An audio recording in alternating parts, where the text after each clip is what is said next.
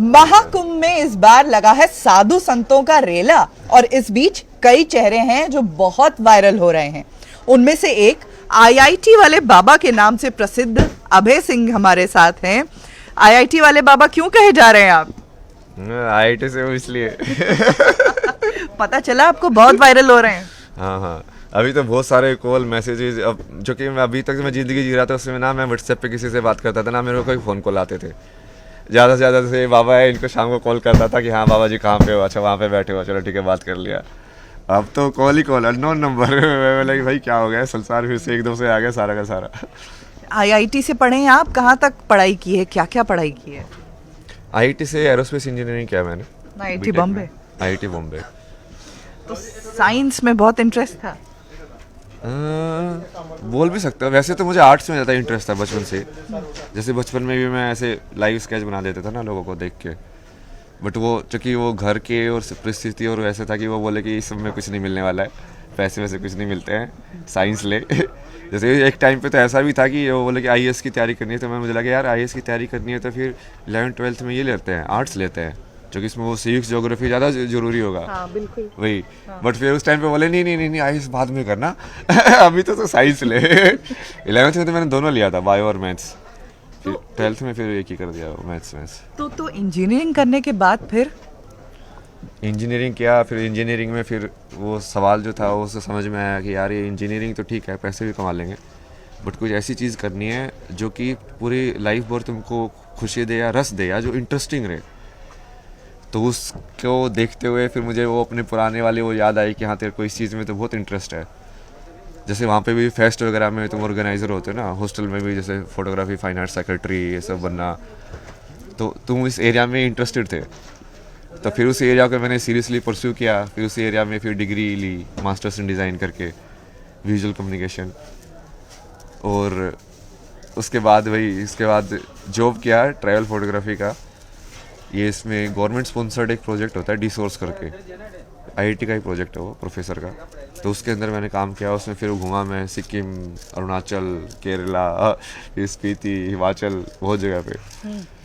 वो घूम घूम के फिर फाइनली ऐसा लगा यार क्या अकेले घूम रहे हो यहाँ से वहाँ।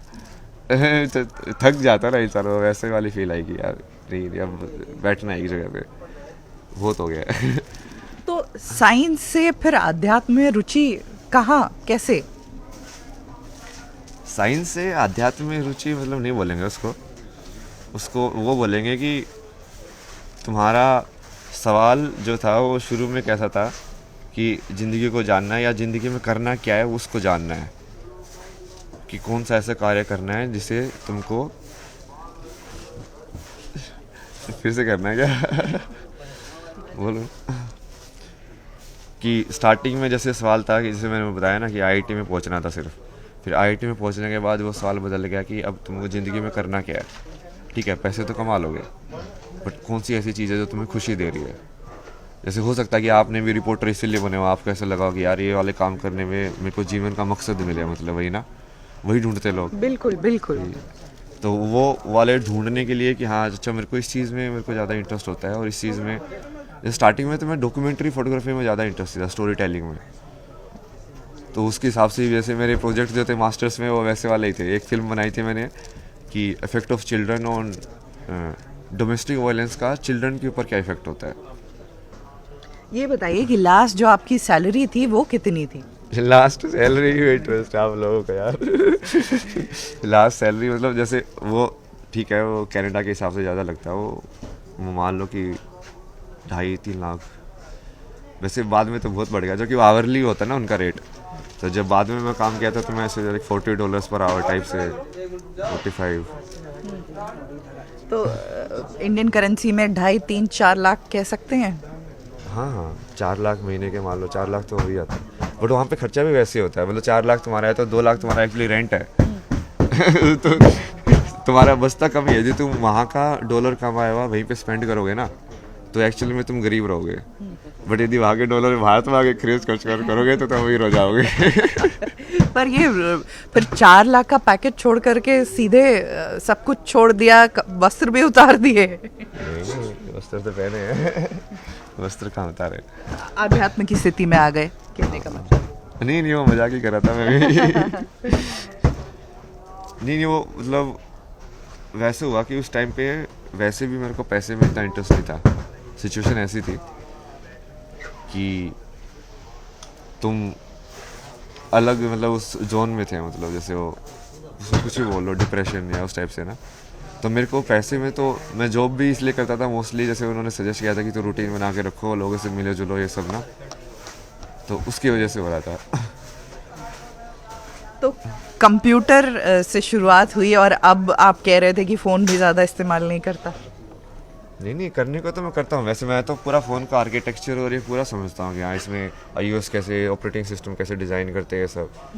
बट बात करना मतलब कि उस तरीके से कि हम जो मतलब माया वाला टाइम पास फ़ोन पे करना है ना, मतलब अब ठीक है तुमको फ़ोन पे बात करनी है, भाई तुम कहाँ पे हो, ज़रूरत वाली जो चीज़ें होती है अब वो तुम करो। बट मैं फ़ोन पे बैठ के पूरी अपनी लाइफ स्टोरी डिस्कस कर ला कि हाँ ये ऐसा ऐसा है, क्योंकि उसमें तुम कर क्या रहे हो, तुम ऑब्जर्व करना ना, तुम अपने बेसिकली ड्रीम स्टेट में जी रहे हो।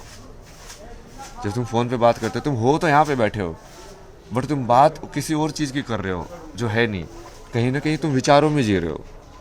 जब तुम ज़्यादा फ़ोन का उपयोग करके फ़ोन पे बात करते हो तो वो विचारों में जितना कम दिया जाए उतना सही है ना।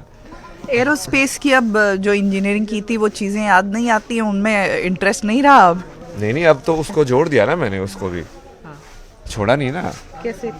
मतलब एरोस्पेस में जो तुम समझते हो एरोडायनेमिक्स से लेके हवा कैसे काम करती है, ये सब कैसे काम करता है, अब यदि मैं उस सबको समझूं कि जो वायु वाला जो तत्व है पंचतत्व के अंदर, अब वो उसकी डिस्क्रिप्शन इन्होंने कैसे दिया अध्यात्म के अंदर, तो तुम उसको जोड़ सकते हो ना कि साइंस वाला इस वाले एंगल से देख रहा है, ये वाला इस एंगल से देख रहा है, और वो एक्चुअली में एक ही चीज़ है, एक ही प्रॉपर्टी को अलग अलग तरीके से बता रहे हैं।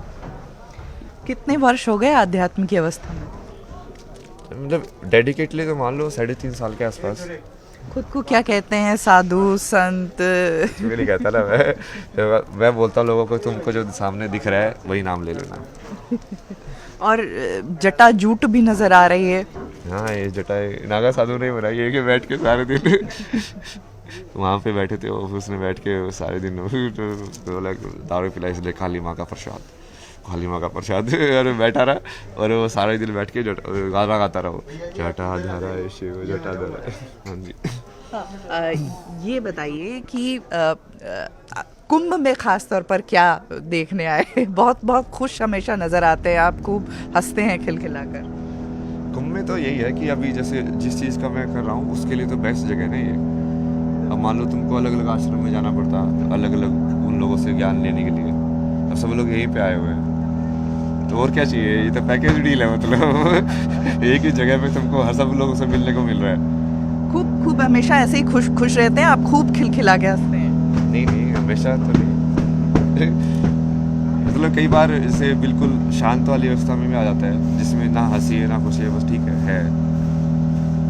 कई बार फिर वो वैसे ब्लिसफुल वाली आंसू वाली उसमें भी आ जाता है, भक्ति वाली, जब मैं कि यार भगवान तो फिर उसमें वो आंसू वाला वैसे वाला भी आता है। क्या लिखा है इस किताब में आपने? अलग अलग चीज़ें ना, जैसे ये पूरा मैं इकोनॉमिक्स को वैल्यू सिस्टम जैसे मैंने लिखा ना, वैल्यू सिस्टम मतलब किसी चीज़ का तुम्हारी लाइफ में मीनिंग क्या है, और फिर डिमांड जो होती है वो तुम्हारा मीनिंग और उसका रिलेटिव मीनिंग सोसाइटी में क्या है उसके हिसाब से क्रिएट होती है। जैसे मुझे यहाँ से जाना है फ्लाइट में, मान लो मुझे कहीं और जाना है, यूएस जाना है, तो मुझे वो कितना अर्जेंट है वहाँ पे जाना, वो मेरा मीनिंग है उसके लिए। बट बाकी लोगों को भी वो चीज़ चाहिए कि नहीं चाहिए, वो दोनों चीज़ों को मिला के बनता है जिस चीज़ को हम डिमांड बोलते हैं इकोनॉमिक्स में, डिमांड एंड सप्लाई वाला। तो ये सब चीज़ें समझाने के लिए कि हाँ उसको अध्यात्म से जोड़ने के लिए। तो साइंस को अध्यात्म से जोड़ रहे हैं, किताब लिख रहे हैं क्या? हाँ ये सारी एक ही किताब के अंदर सब कुछ हो जाएगा, ये ज़्यादा कुछ पढ़ना नहीं पड़ेगा। और इसमें वो थोड़ा शॉर्ट फॉर्म है तो कई बार एक्सप्लेन करना पड़ता है लोगों को। हाँ, ये आपने इन्फिनिटी का साइन वगैरह बनाया है, व्हाट इज?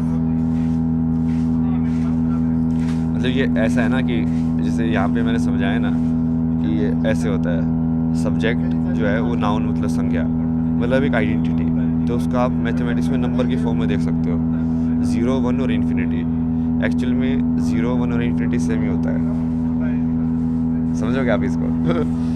जैसे यहाँ पे सारी चीज़ एक ही है, एक ही मतलब यदि सब कुछ लाइट है, या उसको वैसे देखो कि सब कुछ लाल ही रंग है, तो आपको पता ही नहीं चलेगा लाल रंग क्या होता है।